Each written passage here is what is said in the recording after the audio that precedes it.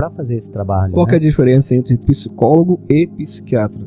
O psicólogo, ele vai ajudar as pessoas a nível de estratégias do comportamento.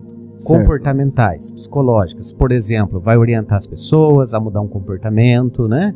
Utilizando inúmeras técnicas dependendo da particularidade da pessoa ou do transtorno apresentado. Um usuário de droga, um viciado em drogas, quem que ele procura? Um viciado em drogas, ele vai procurar uma equipe, né? Ele vai procurar um psiquiatra e um psicólogo. Tá? Ah, tá. Ele pode... As duas vertentes. As duas vertentes. Por quê? Porque a droga, nós chamamos de um fenômeno altamente dopaminérgico. O que é isso? Dopamina é uma substância química relacionada ao vício. Seja droga, seja jogo, seja sexo, seja consumismo exacerbado, são todas questões, álcool, né? Todas as questões que envolvem o quê? Um comportamento desviante, ou seja, um comportamento altamente dopaminérgico, que é o vício, né? Que aqui dá prazer para ele. Que dá prazer. E isso muda a química do cérebro dele. Ou seja, o cérebro dele começa a trabalhar de forma alterada. Né? Entendi. E ele muitas vezes, quase todos os casos, vão precisar de uma intervenção medicamentosa. Que é feita com quem? Exclusivamente com o psiquiatra. Certo. É o único que pode fazer a medicação, que pode prescrever, tá? A medicação. O psicólogo vai entrar com o quê? Vai entrar então com estratégias comportamentais para que ele possa então se manter afastado da droga, tá? Aí são o quê? São estratégias do comportamento, ok? Por exemplo, assim, o psicólogo vai auxiliar ele a mecanismos que ele possa adotar que coloquem ele frente a se esquivar ou não ter um contato com a droga. Então, tá? se uma pessoa está com problema com drogas ou com álcool, com tipo de vício extremo, ela pode, o primeiro contato dela, ela pode procurar o psicólogo mais próximo, ir no SUS, procurar um psicólogo lá e falar assim, olha, me ajuda. Geralmente, ela vai estar no posto de saúde, ela vai marcar uma consulta com o médico, geralmente é assim, clínico geral, médico da família, por exemplo, vai fazer a queixa, né? E o médico vai fazer o quê? Ele vai encaminhar para o psicólogo e para o psiquiatra. Nesse caso, por exemplo, o Bernardino de Campos tem o CAPS, né? Eu não sei se o CAPS aqui está recebendo, né, pacientes drogaditos, né? Não tenho tanto conhecimento do funcionamento do CAPS aqui, mas, por exemplo, o CAPS tem uma equipe de saúde mental. Entendi. Psiquiatra, psicólogo, deveria ter pelo menos, né? Psiquiatra, psicólogo, terapeuta ocupacional, enfermeira, né? Uma equipe que vai trabalhar o quê? Vai trabalhar a nível de saúde mental. A dependência química e o transtorno mental, eles andam mais ou menos junto. Por exemplo, uma pessoa que é dependente químico, geralmente, ela tem uma comorbidade. Certo. O que é comorbidade? Comorbidade é uma doença ou um transtorno que se apresenta junto com a dependência química. Entendi. Então, geralmente, ela vai ter um transtorno de ansiedade, ela vai ter que levou ela para aquele caminho. Isso. E a droga, muitas vezes, serve como o quê? Como remédio. Esse é o grande problema. Tem um problema, uma dificuldade, e ele vai achar que a droga vai resolver. Vou dar um exemplo, isso é muito legal, isso é muito interessante. Você pega, por exemplo, uma pessoa que é tímida. Entendi. Uma pessoa que tem dificuldade de socializar. Certo. Ela deveria fazer o quê? Ela deveria procurar um psicólogo. O psicólogo iria trabalhar o quê? Desenvolvimento de habilidades sociais. O que é desenvolvimento de habilidades sociais?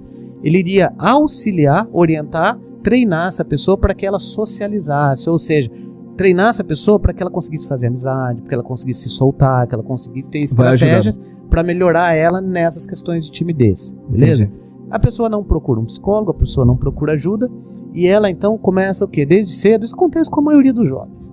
Desde cedo ela vai e conhece o álcool. O álcool vai fazer o quê? O álcool vai desinibir essa pessoa. Por quê? Porque há uma região no cérebro que chama córtex pré-frontal, né?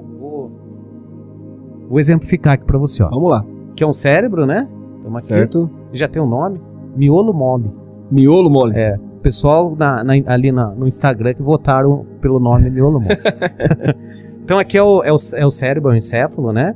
Essa região aqui, frontal, pré-frontal, certo, ela faz o que no nosso comportamento? O que ela rege aqui? Ela vai regir as questões mais ligadas à racionalidade, à estratégia de comportamento e também o que isso está envolvido? Está envolvido questão de censura. Olha então só. É essa região aqui que fala assim, por exemplo, Emanuel, é o seguinte, chegando lá na festa, se comporte. Não fala alto, tá? Não fala alto, né? Ó, você passar alguma menina ali, ó, não fique olhando, isso é feio. Essa região do cérebro, córtex pré-frontal, principalmente a parte aqui mais de baixo, órbito frontal desse córtex, né? Que vai fazer essa região seria essa parte aqui. Atrás da nossa testa aqui, né? Dos nossos olhos. Aqui. Certo. Essa região. Então, o que acontece? Quando a gente faz uso de álcool, as emoções se potencializam. Certo. E essa região perde um pouco a sua função. Entendi. E a função dela é o quê? A função dessa região é simplesmente chegar e falar assim, olha, isso não pode, não é bonito, não é legal, não faça isso. Né? Interessante. Você chega na festa, ok. Chegou na festa, começa a beber. Essa função que ela vem então fazer vem reprimir, né? Censurar, ó, é feio, não pode. Ela começa a perder a função e você começa a ficar corajoso. Entendi. Você começa a se soltar. E qual que era seu problema anterior? Não era Entendi. timidez? Sim. Então, se o seu problema era timidez, agora, com o uso do álcool, o córtex pré-frontal diminuiu a sua função e você fica corajoso. E você vai, chega nas meninas e se enturma e conversa com todo mundo. Já tá ali. Isso. Então, olha só como que vai se instalando o vício. Ou seja, o que nós estamos falando aí? De um comportamento. Entendi. Não é?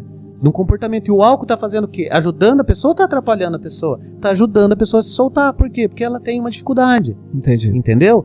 Então, como que eu vou tratar a dependência química dessa pessoa que faz uso de álcool? Apenas com remédio, apenas com um psiquiatra. Eu preciso fazer uma intervenção comportamental, que é o quê? O que essa pessoa estava precisando? Socializar, se soltar, vencer a timidez. Então, a timidez, né, às vezes excessiva, pode ser uma patologia ali, junto com o álcool, são duas patologias. E o contrário, a pessoa que é muito solta, muito... Cheguei e vou arrasar, por exemplo. Tem o tímido. Sim, você falou, o álcool tal, ajuda o tímido a se soltar e tal. Sim. Né? E é lógico que se torna algo ruim quando se torna algo excessivo. Algo excessivo. Né? Algo assim. E só deixa eu fazer um destaque aqui. Eu não estou dizendo que álcool é remédio, que álcool é bom nesse caso, tá bom? Eu só estou dizendo assim, por ela não ter tratado a timidez e a socialização dela, o álcool serviu para ajudar ela a socializar. Subterfúgio. Entendeu? Subterfúgio. Então eu vou ter que tratar o alcoolismo dela agora e vou ter que auxiliar ela no desenvolvimento de habilidades sociais. Por isso é psiquiatra e psicólogo trabalhando junto para ajudar essa pessoa. Isso se você gosta de tomar umas ou outras de vez em quando, pouco, beleza, tranquilo. Mas isso não pode ser um subterfúgio para que você possa ter uma vida melhor. Não, de jeito nenhum. Não, isso que você quis dizer, né? Isso que eu quis dizer. Agora. Isso mesmo. E isso é um dos maiores, é uma das maiores causas que a juventude procura algo. Por quê? Quem é o jovem? Quem é o adolescente? O adolescente geralmente é alguém inseguro. Entendi. É alguém que ainda não se garante. Tá se formando ainda, né? Tá se formando. A parte social dele, né? Isso, né? Isso. Então, o álcool dá coragem pra ele, ele vai, toma coragem, se sente mais seguro, né? O álcool começa... e outras substâncias, né? E outras substâncias também. Isso mesmo. Então, não só o álcool, né? Tô falando do álcool, mas outras substâncias também estimulam o cara a ter mais coragem, né? Não vou mencionar algum aqui pra não fazer propaganda boa de uma coisa que eu não concordo, mas cada um tem uma opinião, mas essa é a minha, eu não concordo. Mas assim, então tudo isso daí, né, às vezes se torna algo para dar força, né, dar impulsionamento, né, o cara se sentir forte ou agressivo, né, também o pessoal, o cara quer se sentir, seria mesmo sentido, né, o Walter. Isso daí. Então, como eu falei pra você, mas e o contrário? E quando o cara ele é muito, cheguei, tô arrasando e tal, o cara gosta de chegar, e o contrário disso? Então, a gente precisa entender o quanto isso está atrapalhando ele. Tá. Né, porque assim, ó, quando que a gente propõe uma intervenção, né? Quando que alguém procura ajuda de um psicólogo? Quando alguma coisa está atrapalhando, quando alguma coisa está prejudicando. Por exemplo, assim, vamos imaginar que você fala bastante. Tá? Você gosta de conversar, falar, chega e conversa com todo mundo, etc e tal. Okay. Isso está trazendo prejuízo para você? Você fala, não tá. Essa é a avaliação que você fez. Então, se não está trazendo prejuízo, por que você vai procurar um psicólogo? Né? Esse é um primeiro ponto. O segundo ponto tá trazendo prejuízo para alguém? Entendeu? Por exemplo, assim, vamos imaginar que você chega nas festas e você acaba não deixando as outras pessoas interagir, só você interage, as pessoas começam a reclamar. Fala, poxa, mano, só você fala, cara, eu tô incomodado com você. Então aí você começa a falar assim, poxa, não me atrapalha, mas tá atrapalhando as pessoas. Se tá atrapalhando as pessoas, pode ser que não seja uma coisa legal. Vou procurar um psicólogo para ver se realmente eu preciso mudar isso daqui. Uma vida profissional. Isso.